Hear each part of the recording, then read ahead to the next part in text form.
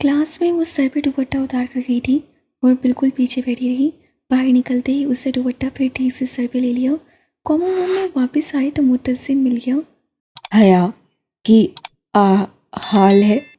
हुसैन और मुत्तसिम उसके लिए खड़े हो गए थे। डीजे की सिखाई गई उर्दू उदास मुस्कुराहट के साथ उनके पास आई।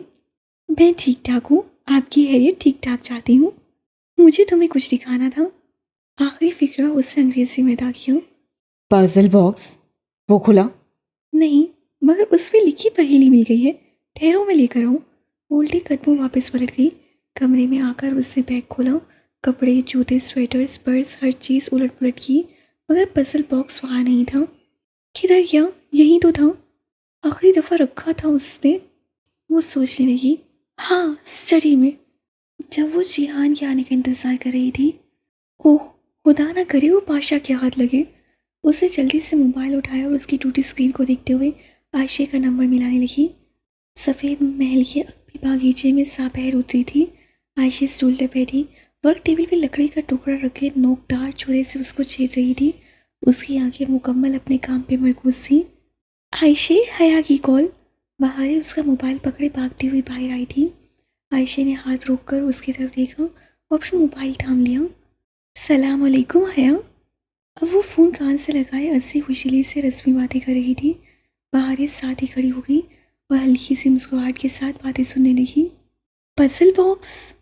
आयशा की मुस्कुराहट जरा सिमटी, पन में उलझन से सुखड़ी। तुम्हारा वाला किधर रखा था? बाहर ही चौंक कर उसे देखा। उसका दिल इस लम्हे जोर से धड़का था। मैंने कल ही पूरी स्टडी की सफाई अपने सामने करवाई है। अगर होता तो मिल जाता। हो सकता है तुम साथ ले गई हो। अच्छा, तुम फिक्र ना करो, मैं दोबारा देख कर करती हूँ। उसे मोबाइल बंद करके मेज़ पे रखा। बहारे, तुमने हया का पजल बॉक्स तो नहीं देखा? नहीं। बहारे ने खोले से नफ़ी में सही लाया। चलो फिर यूँ करते हैं कि मिलकर तलाश करते हैं। मेहमान की चीज़ मेज़बान के घर में कभी नहीं खोनी चाहिए। बहुत शर्मिंदगी की बात है। वो चीज़ें समेटते हुए उठ गई। बहारे सर झुकाए अपनी बड़ी बहन के पीछे चल दी। उसके ज़हन के पर्दे पर सिर्फ एक आवाज़ गूंज रही थी। ये बॉक्स मेरे पास है। ये बात मेरे और तुम्हारे दरमियान राज रहेगी। तुम हया या आयशे को नहीं बताओगी इस बारे में, ठीक?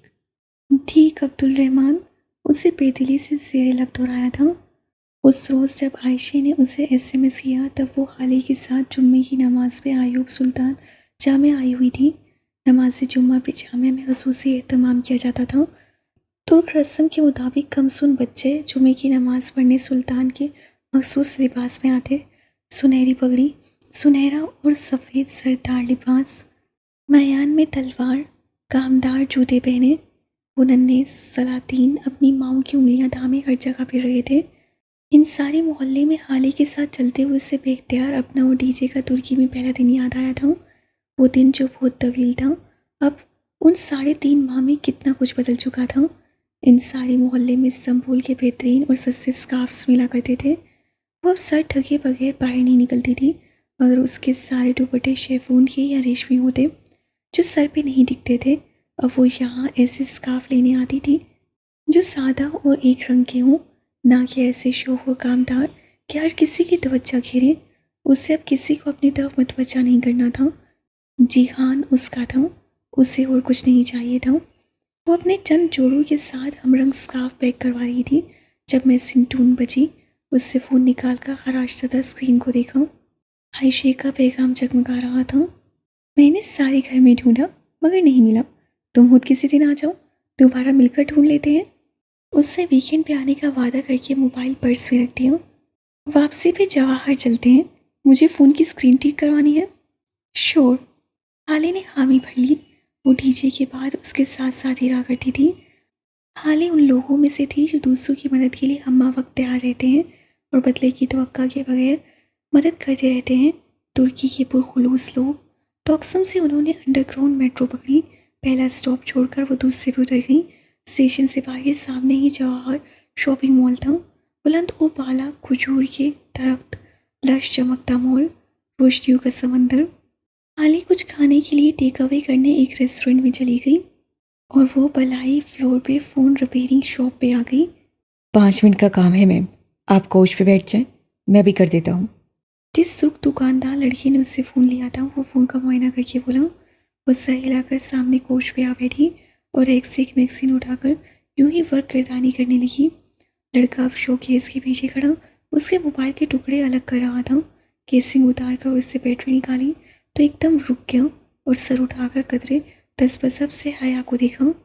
میڈم، اس نے ذرا الجھن سے پکارا۔ حیا نے میگزین سے سر اٹھا کر اسے دیکھا۔ کیا ہوا؟ یہ لگا رہنے دوں؟ کیا؟ وہ رسالہ رکھ کر اس کے قریب چلی آئی۔ آپ کے فون میں جی پی ایس ٹریسر ہے، اسے لگا رہنے دوں؟ ٹریسر؟ میرے فون میں ٹریسر ہے؟ وہ سانس لینا بھی بھول گئی۔ اوہ، آپ کو نہیں معلوم تھا؟ اور جس نے یہ ٹریسر ڈالا ہے وہ تو ہمہ وقت آپ کی لوکیشن ٹریس کر رہا ہوگا۔ وہ بنا پلک جھپکے اپنے موبائل کے اندر لگے ناخن برابر باریک ٹریسر کو دیکھی گئی اور وہ سوچی تھی بادشاہ کو اس کی لوکیشن کا کیسے پتہ چلتا ہے؟ یقیناً اس کے پچھلے فون میں بھی ٹریسر لگے ہوں گے، تبھی۔ یہ بہت سوفسٹیکیٹڈ ہے میم، وہ جب چاہے اس فون کا مائک آن کر کے آپ کی گفتگو بھی سن سکتا ہے۔ اب اس کا کیا کروں؟ وہ چند لمحے اسے دیکھتی گئی۔ اس کا ذہن تیزی سے کام کر رہا تھا۔ اسے لگا رہنے دو۔ ریلی؟ لڑکا حیران ہوا تھا۔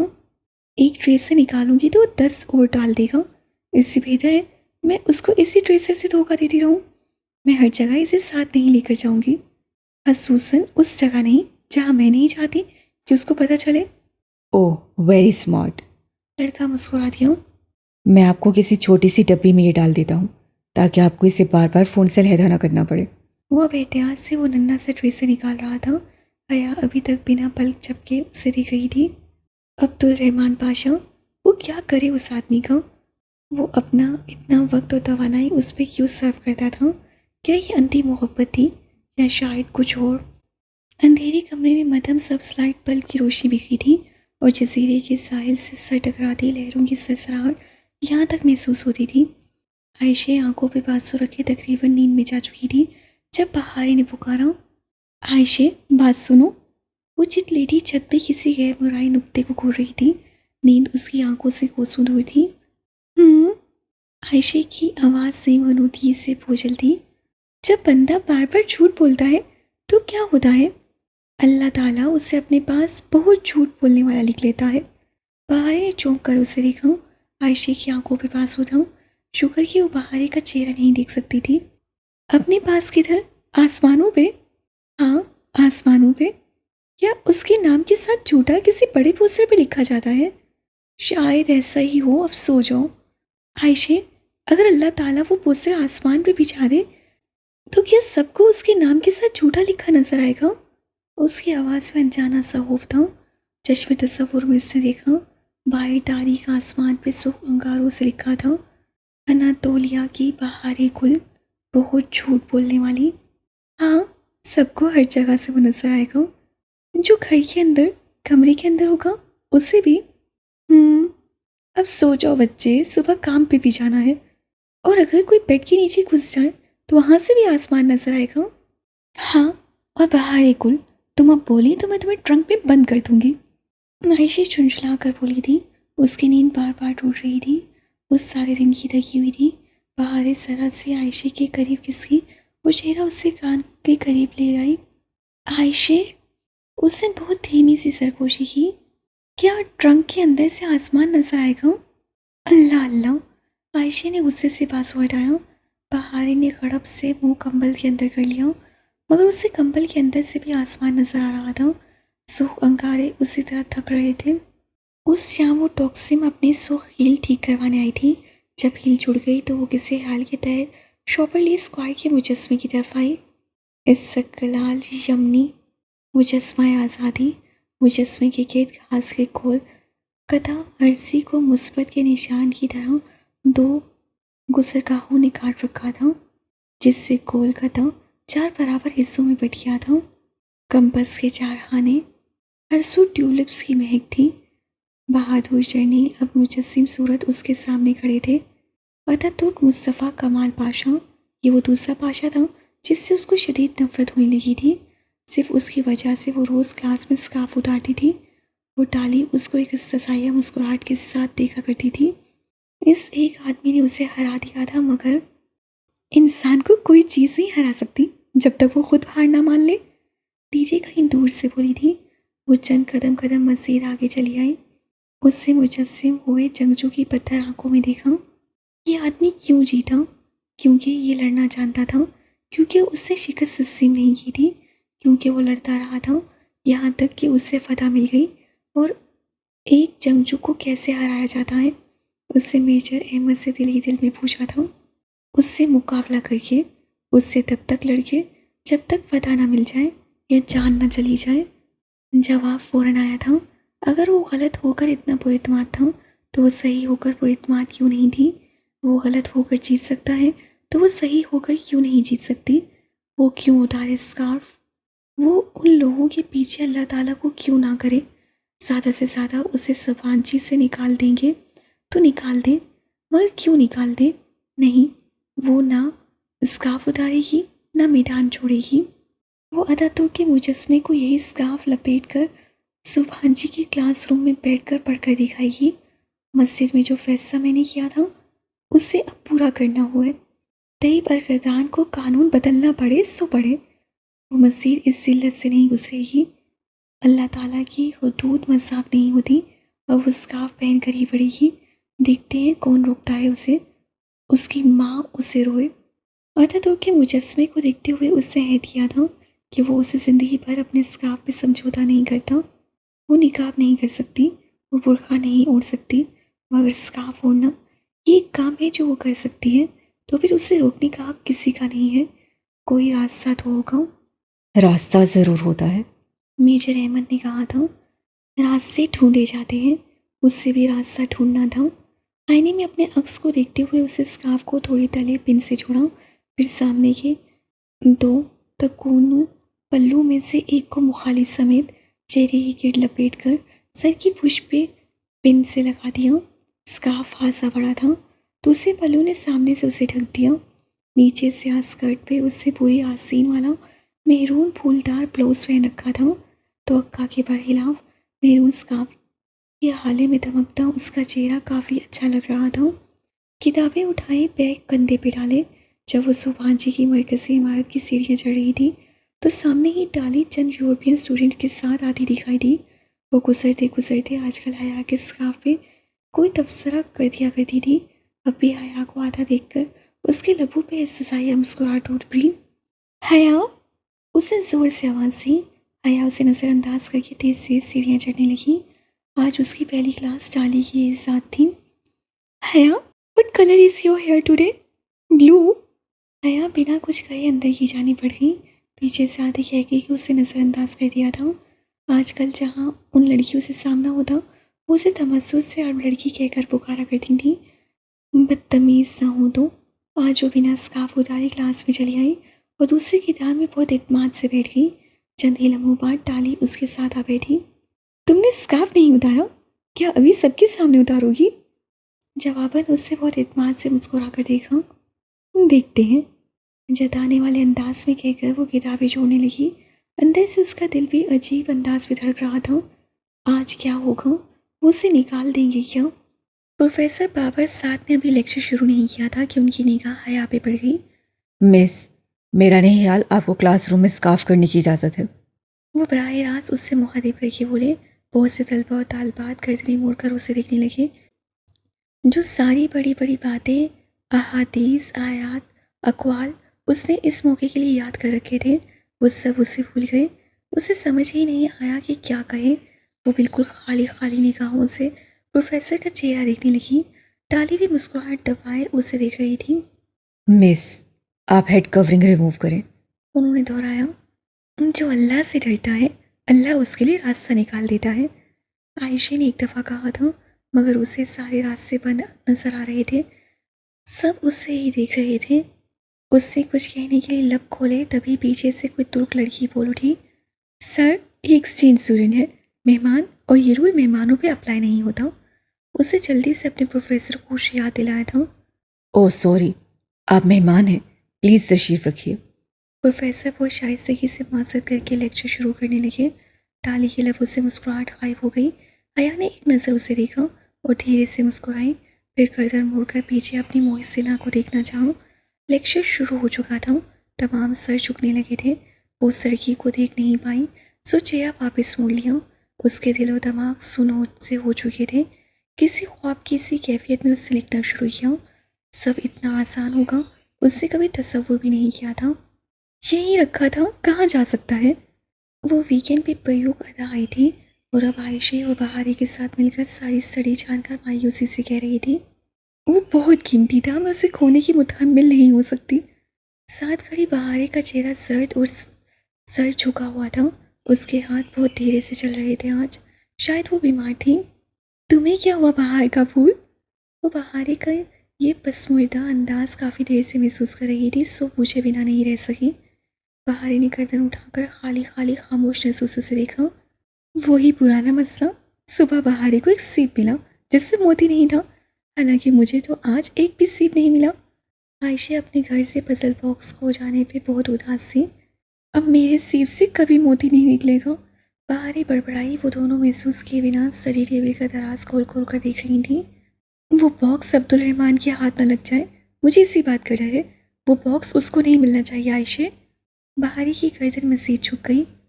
ملازمہ کبھی چوری نہیں کرتی، اس سے بھی باکس نہیں دیکھا؟ کہاں ڈھونڈے؟ حیا تھکے تھکے سے انداز میں کرسی پر گر سی گئی۔ اس کا دل بہت برا ہو رہا تھا۔ آئی ایم سوری حیا، عائشہ نے آسودگی سے کہا۔ اسی پل کمرے میں دبی دبی سسکیاں گونجنے لگیں۔ حیا نے چونک کر بہاری کو دیکھا، وہ سر جھکائے کھولے کھولے رو رہی تھی۔ بہاری کیا ہوا؟ وہ دونوں بھاگ کر اس کے پاس آئیں۔ بہاری نے بھیگا چہرہ اٹھایا۔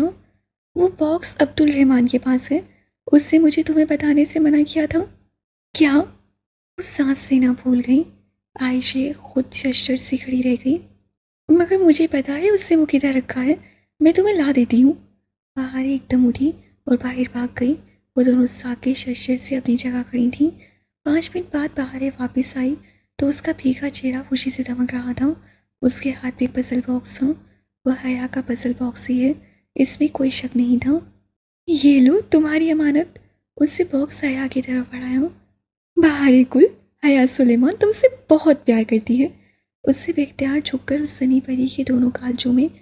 اور تم اس کو ڈانٹنا مت، سچ بولنے پہ کسی کو ڈانٹا نہیں کرتے۔ اسے ساتھ ہی عائشہ کو کہہ دیا تھا، جو بہارے سے سرحد سی خفا لگ رہی تھی، مگر اس کی بات سمجھ کر مسکرا دی۔ آنے کسی کے گھر گئی ہوئی تھی۔ کھانا کھانے کے بعد وہ حیا کو واپس چھوڑنے کے لیے گھر سے نکل آئیں۔ بہارے قریبی کلب سے عبدالرحمن کا گھوڑا لے آئی تھی اور اب اس پہ بیٹھی ان دونوں کے حق میں چل رہی تھی۔ اس سے عبدالرحمن نے رائڈنگ سکھائی ہے، بہارے سے اچھی رائڈنگ پورے ادا میں کوئی نہیں کر سکتا۔ وہ بس مسکرا کر رہ گئی۔ عبدالرحمن کا نام وہ آخری نام تھا جو وہ اس وقت سننا چاہتی تھی۔ اس سے اس کا باکس کیوں رکھا وہ یہی سمجھنے سے قاصر تھی۔ تم پہ یہ اسکارف بہت اچھا لگتا ہے حیا، اسے کبھی مت چھوڑنا۔ نہیں چھوڑوں گی، میں سبھانچی سے جیت گئی، میں عطا ترک سے جیت گئی، مجھے اور کیا چاہیے؟ تمہیں کچھ بھی چھوڑنا پڑے اس سے مت چھوڑنا، عائشہ نے دہرایا۔ حیا نے مسکرا کر سر ہلا دیا۔ اس کے عقب میں گھوڑے کی پیٹھ پہ بیٹھی بہارے نے اچنبھے سے عائشہ کو دیکھا۔ اس کی بہن اتنے اصرار سے اپنی بات دہراتی تو نہیں تھی۔ پھر اب کیوں؟ معتصم نے چلی ہوئی اطراف والے پزل باکس کو الٹ پلٹ کر دیکھا، پھر ایک بڑے ڈبے کی طرف اشارہ کیا جو اس کے ساتھ گھاس پہ پڑا تھا۔ پہلے فلوٹیلا کے لیے فنڈ دو۔ او شور۔ وہ گھاس سے بیٹھے ہوئے پرس سے پیسے نکالنے لگی۔ چند نوٹ ڈبے کی دراز میں ڈال کر اس نے دیکھا، اس پہ چلی حروف میں لکھا تھا فریڈم فوٹیلا 2010۔ وہ مئی 2010 تھا اور اسی ماہ کے آخر میں فوٹیلا نے غزہ کے لیے روانہ ہونا تھا۔ یہ بات اب تک فلسطینی بہت دفعہ دہرا چکے تھے۔ گھاس کے آگے مصنوعی جھیل دوپہر کی کرنوں سے چمک رہی تھی۔ معتصم اس چمکتی دھوپ میں باکس پکڑے کافی دیر تک اسے الٹ پلٹ کر کے دیکھتا رہا۔ یقین کرو مجھے کچھ سمجھ میں نہیں آیا، مگر اس ہومر والی پہیلی کو حل کرنا آسان ہوگا۔ ٹھہرو، کوشش کرتے ہیں۔ اس سے چلی لکڑی پہ لکھے سنہرے حروف پڑھے۔ Marked on Homer's doubt, a stick with twin sproutes۔ Homer وہی فلسفی تھا نا جس کے بارے میں ہرتقلیس سے کہا تھا کہ اسے دورے مارے جانے چاہیے۔ اس کے کہنے پر معتصم نے سر اٹھا کر حفیظ اسے دیکھا تھا۔ وہ شانے اچکا کر رہ گئی۔ یونانی فلسفہ وہ آخری شے تھی جو اسے دلچسپ لگتی تھی، مگر شاید میجر احمد کا حساب الٹا تھا۔ ہومر کے شعبات پہ نشان زدہ اسٹک، یہاں کسی نشان کی بات ہو رہی ہے۔ ہومر کے شبہات، مگر کیسے شبہات؟ معتصم، نشان تو کسی کے لکھے ہوئے کام پہ ہی لگایا جا سکتا ہے نا، تو کیا ہومر کے لکھے ہوئے کام میں کسی شک و شبہات کا ذکر تھا؟ یہ تو مجھے نہیں پتا، مگر اس کے اپنے کام میں جو حصہ بعد میں آنے والے ناقدین کو مشکوک لگتا ہے اسے مارک ضرور کیا گیا ہے۔ کیسے مارک کیا گیا ہے؟ پوچھوں گی، کسی خاص نشان سے؟ مجھے بس اتنا معلوم ہے کہ ہومر کے کام میں مشتبہ حصہ ہوتا ہے، اس پہ اوبلس کا نشان لگا کر مارک کیا جاتا ہے۔ اوبلیس کیا ہوتا ہے؟ تمہیں اوبلس کا نہیں پتا؟ یہ ہوتا ہے اوبلس۔ اسے جس سے کہ صفحے پہ ایک سیدھی لکیر کھینچی اور اس کے اوپر اور نیچے ایک ایک نقطہ لگا دیا۔ یہ تو تقسیم کا سمبل ہے، اس طرح کہو نا۔ اسے پزل باکس کی سلائڈ اوپر نیچے کیے یہاں تک کہ پورا لفظ اوبلس لکھا گیا، مگر باکس جامد رہا۔ یہ صرف پہلی پہیلی کا جواب ہے حیا، ہمیں ان چاروں کے جواب تلاش کر کے ان میں سے مشترکہ بات ڈھونڈنی ہے۔ اس سے یاد دلایا۔ حیا نے بددلی سے پزل باکس سے اسے تھما دیا۔ وہ اس وقت خود کو باہری کی طرح محسوس کر رہی تھی، اپنے تحفے کے اتنے قریب مگر اتنی ہی دور اور بے بس، بہت بے بس۔ شام کا اندھیرا استقلال سیٹ پہ اتر آیا تھا، کلی کی رونق اور روشنیاں اپنے عروج پہ تھیں۔ وہ اور حالے کافی دنوں بعد استقلال اسٹریٹ پہ آئی تھیں، امتحان قریب تھے سو نکل ہی نہیں پائی تھیں، اب نکلی تو ڈی جے کی یادیں تازہ ہو گئیں۔ خریدا انہوں نے کچھ نہیں تھا، بس ونڈو شاپنگ کرتی رہیں۔ وہ 8 بجے والے کورسل سے آئی تھیں، کورسل کو واپس رات کے 1:30 بجے جانا تھا، سو تب تک ان کا ارادہ خوب اچھی طرح سے چتیسی میں گھومنے کا تھا۔ پہلے تو برگر کنگ میں ڈنر کر لیتے ہیں، ٹھیک؟ وہ اس روز کے بعد جہان سے بھی نہیں ملی تھی، سوچا اب مل لے۔ تمہاری صلح ہو گئی اس سے؟ وہ برگر کنگ کے دروازے پر تھی جب حالے نے پوچھا۔ حیا نے ذرا حیرت سے اسے دیکھا، پھر ہنسی۔ وہ بات تو بہت پرانی ہو گئی، اب تک بہت کچھ بدل چکا ہے، وہ مدھم مسکراہٹ کے ساتھ بولی۔ سیاہ اسکارف چہرے کی گرد لپیٹ رکھا تھا اور اس میں دھمکتا اس کا چہرہ بہت مطمئن لگ رہا تھا۔ ہاں لگ تو رہا ہے، حالے شرارت سے مسکرائی۔ حیا نے اپنا بایاں ہاتھ آگے کیا، پلانٹینیم رنگ رات کی مصنوعی روشنی میں چمک رہی تھی۔ واٹ؟ تمہاری جہان سکندر سے منگنی ہو گئی اور تم نے مجھے بتایا بھی نہیں؟ حالے خوشگوار حیرت سے کہہ اٹھی۔ وہ دونوں ریسٹورنٹ کے دروازے میں کھڑی تھیں، اطراف میں لوگ آ جا رہے تھے۔ مگر ہماری شادی منگنی سے پہلے ہوئی تھی، یہی کوئی 20-21 سال پہلے۔ لمبی کہانی ہے، ڈنر کے بعد سناؤں گی۔ وہ جلدی سے حالے کا بازو تھامے اندر چلی آئی۔ آج اس سے وہی سرخ ہیل پہن رکھی تھی اور ذرا احتیاط سے چل رہی تھی۔ جہان تو 6 بجے آف کر گیا تھا، ابھی گھر پہ ہوگا۔ وہاں کام کرنے والے لڑکے نے بتایا۔ اس سے مایوسی ہوئی، مگر اب کچھ نہیں ہو سکتا تھا۔ مجھے پوری کہانی سناؤ، تم نے اتنی بڑی بات نہیں بتائی۔ حالے پرجوش بھی تھی اور سارا قصہ سننے کے لیے بےتاب بھی۔ چلو ٹاکسم چلتے ہیں، وہیں بیٹھ کر سناتی ہوں، وہ ہنس کر بولی۔ چند قدم کا تو فاصلہ تھا، باتوں میں ہی کٹ گیا۔ اس اسکوائر پہ آئیں تو شام میں ہوئی بارش سے گیلی سڑک ابھی تک چمک رہی تھی۔ حیا نے بے اختیار اپنے پاؤں کو دیکھا۔ یہی ٹوٹی تھی میری ہیل۔ اسے دھیرے سے مسکراتے ہوئے اپنی مرمت شدہ ہیل کو دیکھا۔ لکڑی کی بہت باریک ہیل اب بالکل ٹھیک لگ رہی تھی۔ پھر اتنا خوار کروایا تھا اس نے اسے اس دن، سرخ ہیل، سرخ کوٹ، برسی بارش، اسے بہت کچھ یاد آیا تھا۔ آؤ پارک چلتے ہیں، حالے اسے بلا رہی تھی، مگر وہ اسی طرح کھڑی سر جھکائے اپنی ہیل کو دیکھ رہی تھی۔ لمحے بھر میں اس کے گرد چمکتا اسکوائر ہوا میں تخلیل ہو گیا، ساری آوازیں بند ہو گئی۔ وہ بالکل ساکت کھڑی اپنی ہیل کو دیکھ رہی تھی۔ یہیں ٹوٹی تھی اس کی ہیل، یہیں یہیں۔ Snap there a blooded pine, blooded یعنی خون، مگر خون سرخ ہوتا ہے۔ سرخ لکڑی، لکڑی کی heel. Spill there some tears divine. اس کی متحیر نگاہوں نے ٹاکسن اسکوائر کا احاطہ کیا۔ آفاقی آنسو، آسمان کی آنسو، بارش، نہریں تقسیم ہوتی تھیں اس جگہ۔ راؤنڈ دا ایمرلڈ کروسیفائڈ، اس کی نظریں مجسمے کے گرد پھیلے گھاس کے قطعے عارضی پہ جم گئیں، جہاں دو گزرگاہیں صلیب کے نشان کی طرح کٹ رہی تھیں، زمرد گھاس جو مصلیب تھی۔ اینڈ دا فریڈم پیٹریفائڈ، ساکن ہوئی پتھر بنی آزادی، یقیناً مجسمہ آزادی، اتاتورک کا مجسمہ استقلال یمینی۔ A love lost in symbolic smells، پیار جو کھویا، ڈی جے اس کے سر میں چمکا ہوا، ادھر 7 استقلال جدیسی میں ڈی جے گری تھی اور روز ٹاکسم اسکائر میں ٹیولپس کی مہک پھیلی تھی، علامتی خوشبو، ٹیولپس جو استنبول کی علامت تھے، under which the lines dwell. اس جگہ کے نیچے کیا تھا؟ لکیریں نہیں، لائنس۔ ہاں، میٹرو لائنس، ریلوے لائنس۔ نیچے ریلوے اسٹیشن تھا، ایک ایک کر کے پزل کے سارے ٹکڑے جڑتے جا رہے تھے۔ اوپلیس کا نشان کس چیز کا نشان تھا بھلا؟ حیا، یہ آدمی ہمیں فالو کر رہا ہے۔ حالی نے اس کا بازو جو چھوڑا، وہ حالی کی طرف متوجہ نہیں تھی، کسی خواب دیدہ کیفیت میں اوبر پڑائی۔ ٹاکسم، پورے 6 حروف۔ اس کی آنکھوں میں بے یقینی تھی، اس سے پزل حل کر لیا تھا۔ حیا، یہ آدمی ہمارے پیچھے آ رہا ہے۔ حالی کی آواز میں ذرا سی گھبراہٹ تھی، وہ جیسے کسی خواب سے جاگی اور پلٹ کر دیکھا۔ سڑک کے اس پار کھڑا شخص اسے دیکھ کر مسکرایا تھا، وہ ایک دم برف کا مجسمہ بن گئی، اس کا چہرہ سفید پڑ گیا۔ وہ اس چہرے کو کیسے بھول سکتی تھی؟ عبدالرحمن پاشا۔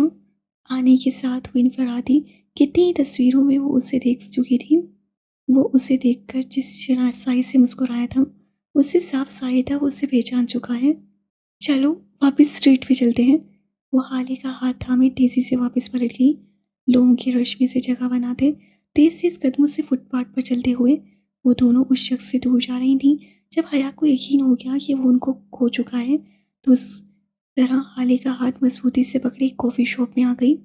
پتہ نہیں کون تھا، انہوں نے ایک کونے والی میز کا انتخاب کیا تھا۔ حالی گرما گرم کافی لے کر آئی اور اب وہ دونوں آمنے سامنے بیٹھی اس آدمی کے بارے میں تبادلہ خیال کر رہی تھیں۔ ہاں، پتہ نہیں کون تھا، اسے تعلقی سے شانے اچکائے اور گرم کپ لبوں سے لگایا۔ ایک دم ہی کافی کا گھونٹ کسی تلخ زہر کی طرح اس کی گردن کو جکڑ گیا۔